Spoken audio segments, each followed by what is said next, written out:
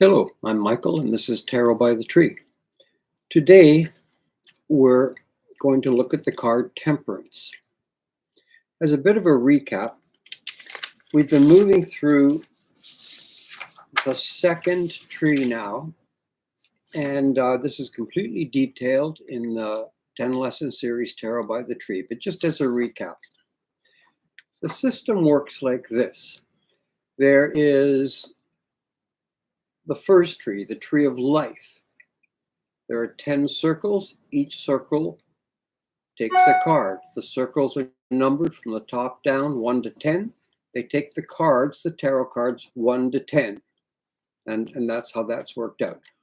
On the other side, this is the tree of the knowledge of good and evil. Each of the sephirot are the same, but the cards are different. And by putting the two cards on the sephirot together, we find a way to reconcile them and understand the cards better. Originally, it was thought that the first tree, the tree of life, should be taught to the youth, and the second tree should be taught to people older, more mature, perhaps over 40. And we'll just take a little recap. The first tree, the first stop, the top of the tree of life is the magician. He goes on forever. He's eternal. He challenges energy.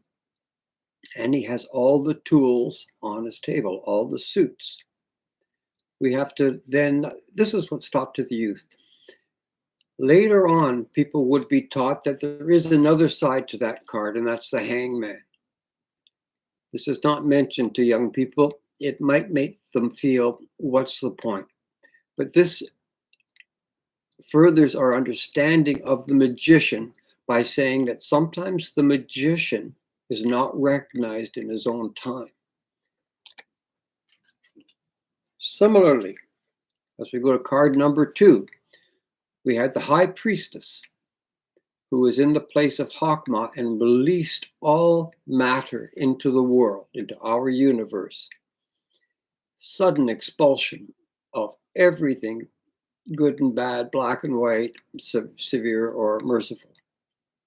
This card has a shadow side, as all the cards do, and on the other tree, we see its death. And at first, this was very hard for me to, how could the card of the explosion of all things be death? And we talked yesterday about the circle of life and the fact that, as far as we know now, life can only exist in that which was once alive.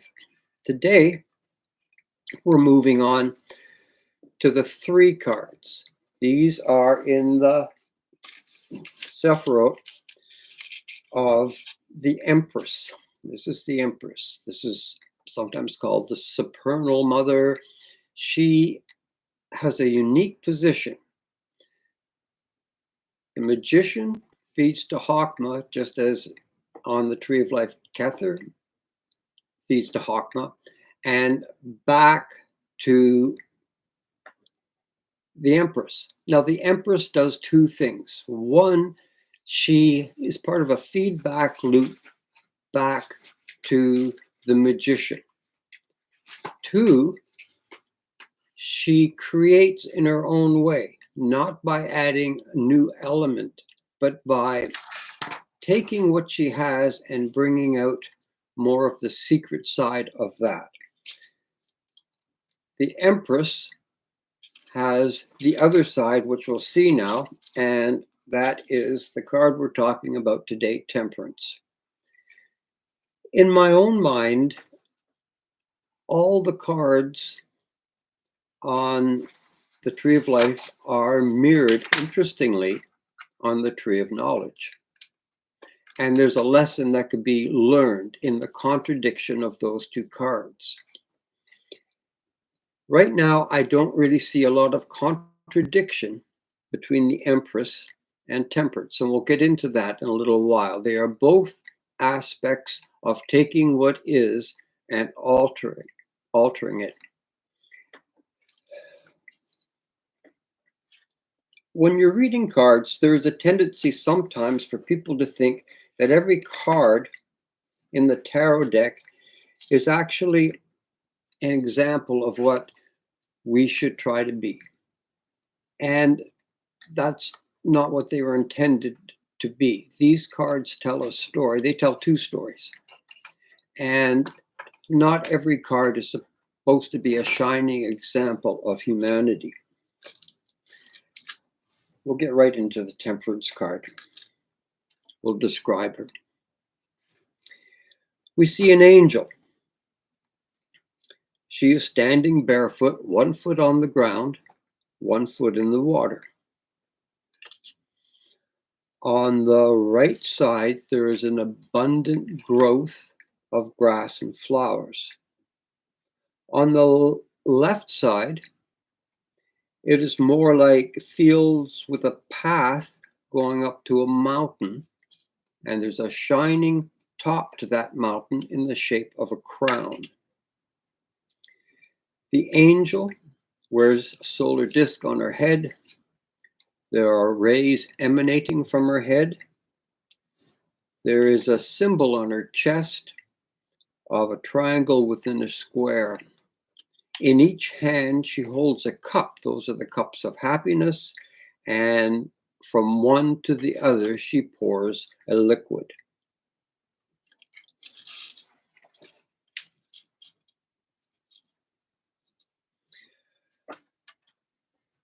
The idea that this card is in water and on land suggests that intellect and imagination are at play here, and imagination in this form is instinct. This card is also called the Alchemist, and she is taking what already exists and delving deep into the properties of those things and making them change, altering them to show their other properties. Any changes that Temperance does is through filtration. It's through keeping away outside matter. The crown on the mountain symbolizes Keter. And if you look, it's sort of the tree of life on the oblique. There is Temperance on the left, the female pillar, and she is mixing things together to form something new. She is on the side of severity or cleanse, and you'll see on the left side of this picture, there is a severe and clean landscape. On the right side, which is the side of mercy and growth, there is abundant growth. It is only on the right side, and she is on the left. Between her and the right side would be a path up to Keter, and that's the shining star on the mountain. You'll notice a second path to the far left. That's part of the feedback loop where the Empress still communicates with Keter before her creation, which manifests as the benevolent King Hesed. There are two ways that we use the word temperance, and this adds to the confusion of reading cards. Just as today, severity and mercy seem like bad and good to us when they're not, that they're both equally bad at the extremes. So on the one hand, temperance is restricting or reducing, like the temperance movement, when alcohol wasn't going to be allowed. That was temperance. The other kind of tempering, or temperance, or temper that we see is done with steel, where steel with not necessarily any addition, just by using it in a certain way, can change its properties. And it can just change mild steel, which you could bend with your hand, into the kind of steel that could be a spring or a sword. And at the time, it had almost magical properties. In fact, if you watch some of the old Conan movies, they were traveling around trying to find the secret of steel, or trying to find items that were steel. This was magical. No one knew how you could transform dull, brittle iron into this special substance. There is something about temperance, which means no additions to materials, just alteration. And on the Empress, when we look at the supernal mother, we have that idea of birth, of taking things that are available, and only in the rites of birth of the female can these parts come together in a special, very restricted way to produce something new, and that would be life, which is what the Empress did. Temperance is the Empress. They both are Bina on the tree of life. As we mentioned, Keter goes to the high priestess to Bina. Bina communicates back to Keter to form the supernal triad at the top, and she also moves down to the level below, which is our archetypes, and forms Hesed. In a reading, I would look at it in terms of something like this, telling the person that instead of new things, new stuff, what this card is telling you is to find a way to filter or refine what you have. It will reduce and release a new concentration. That's the idea of 1 foot on the water and 1 foot on the land. She knows stuff, but that's not all. She can do stuff. And some of this takes very rarefied conditions of temperature, and as I mentioned, filters, distillations, and all the different tricks of the alchemist to produce something. I think the card stands for restrict, refine, reduce, but in the end, make something new. Change what you have to become what you need. Transformation, not accumulation. Restriction, not acquisition. These are some of the aspects of the card of Temperance, which is a card of changing the heart, the very substance of something, and improving it. Okay, let's turn to a few questions now. How does the Temperance card, number 14, relate to the Three of Cups? In the Three of Cups, we see three ladies dancing in celebration. Temperance produces something new from a set of very careful conditions, like brewing wine or beer or making cheese, something that could easily devolve into a mass of bacteria, or it could evolve into a refined thing that was harmless and even beneficial. This is the celebration of that difficult trick of the alchemist. How does the Temperance card relate to the Three of Swords? Three of Swords is heartbreak. It's the end of an enterprise. And with Temperance, I think, this is just my interpretation, because it is so skill determinate as well as knowledge, determined by knowledge, that failure is part of it. And when you look at some of the ancient alchemists who had a lot of strange practices, very often the experiment could be ruined just by a change in humidity or pressure or time or anything like that.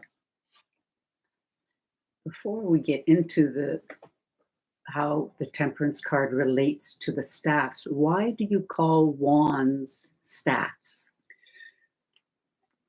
I think between When tarot was first developed, they used words and images appropriate to the time, and I think they were very vivid and meant a lot. And over time, the words have changed and some of the images have become lost. To use the term wand in staffs is confusing to people because they see the um, wand as something a witch might use with magical powers. And really, we're talking about your plans, human plans, and it's got nothing to do with magic. Similarly, coins have to do with your wealth, and calling them pentagrams recalls pentacles and makes you think of all kinds of worship of all kinds of spirits, and that's not part of the acquisition of material wealth. So how does the Temperance card relate to the Three of Staffs? Temperance is about taking what you have and changing it, and that's exactly what this person. We recall another similar card where one of the staves was attached to the rock wall. In this case, his staffs are all free. His plans are free. This is a merchant. He's got an outfit of varied cloths, suggesting that he has been here and there and made accomplishments. That's what the staffs are all about. He is considering taking everything he has and taking it somewhere else, lock, stock, and barrel. And this is an aspect of the nature of change in temperance, where we don't add anything new, we just change the aspect or the location. How does the Temperance card relate to the Three of Coins? I find this very interesting, and temperance is taking what is and transforming it. And even at the more base layers of labor and cutting rock, hewing wood, this kind of thing, is a perfect example of without adding anything more, you can change the nature of a material from ordinary to exquisite. And that's what this person does. And it is an aspect of temperance, of taking something and without adding to it, just by shaping its nature, you can produce something totally new, totally different, and much more valuable. Does that explain that relationship with the one fellow on the bench and the two people looking up to him? Very much. Yeah. In fact, I believe that was what we were just looking at, the same card. And the two people looking up at him, one is a representative of the king, and one is representative of the temple. And so you've got the idea of leader of men and man of God. They're still both looking up to him because of his transformative abilities. Could we look at the card again? Who is the angel? Hear all kinds of discussion about this. I was listening today, somebody assuring us that this is the angel Michael. I don't think so. Well, I don't know. And there's no rule book as to what these characters represent, but I'll just give you my take on it. This appears to be an angel, and the angels are listed in the Bible. They're mostly men, but there are thousands of angels, and there are references to female angels in the Bible. However, she may not be an angel at all. She may be a goddess. When we look at the flowers on our right in that overgrown field, they're iris flowers.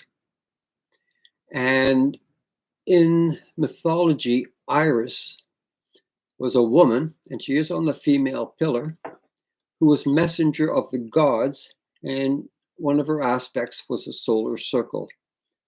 And also, I've looked at the vivid descriptions of the angel Michael, and there doesn't seem to me to be any similarity. I don't know that it really matters, because she is symbolizing the aspect of temperance, which is transformation. But the flowers are iris, there is the goddess Iris. She had wings, and she was a messenger to the gods. And that fills all the bill for her. There is that other path, as we see, that's part of the feedback loop to Keter. She definitely is a messenger to God.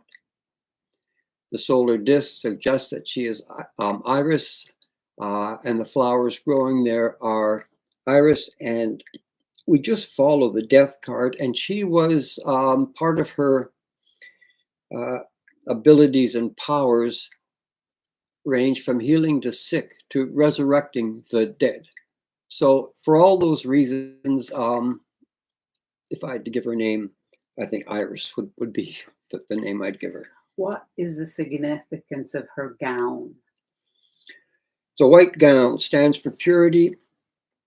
And if you look at the top around the neck here, the folds form Hebrew letters that are the Yehovah or something like that, which that and along with the divine emanations from her head just link her to that volcano glowing crown in the back, which is Keter. Oh, I was going to ask, why is there the pathway to the glowing crown on the mountain? The picture's skewed. She's on the left, that wild growth is on the right, and Keter is between them. So we're seeing this now off to the side. That's her own secret path that she communicates part of her power back up to Keter in a feedback loop. And as such, she becomes the only messenger of the god. That's part of her duty. And the other part is creating something new. And this may be the beginning of all life, and it manifests as the archetype of the benevolent king in Hesed. How is Temperance an alchemist? Is alchemy a real thing?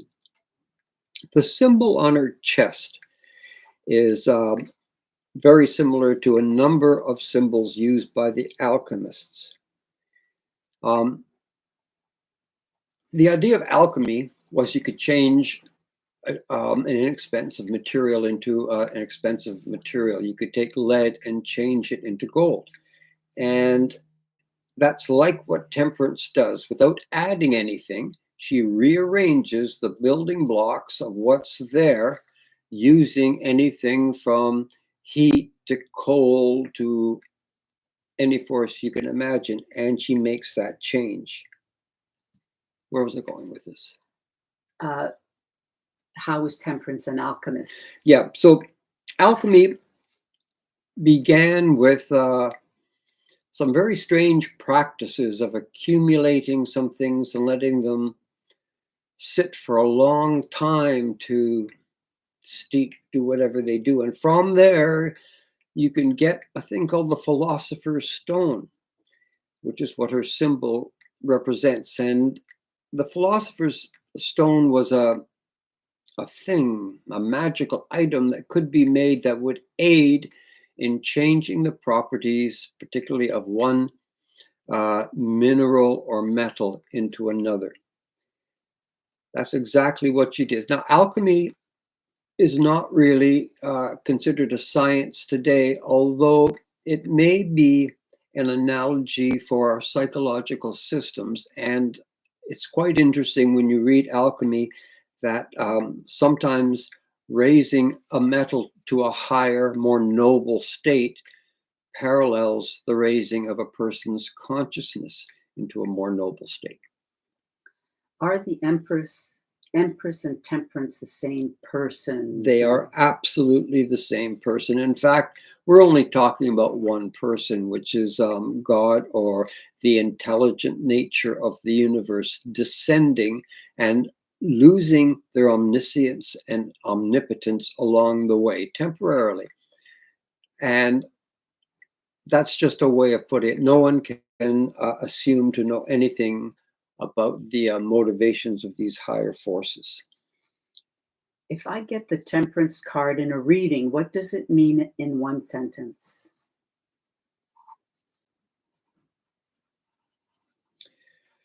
keep what you have and try to find its hidden essence. Final thoughts. Final thoughts. I think there's more to learn and discover in the relationship of these two cards, and I look forward to hearing if anybody has any ideas on this. Tomorrow we zoom down from the upper triad into the next level, which are the archetypes of human beings, unreachable, but archetypes, and we'll talk about the places on the tree of Hesed and Gevurah. No, Hesed and just slipped my mind. Yeah, Hesed and Gevurah. Yeah, okay. I must be tired. Have a great day. See you tomorrow.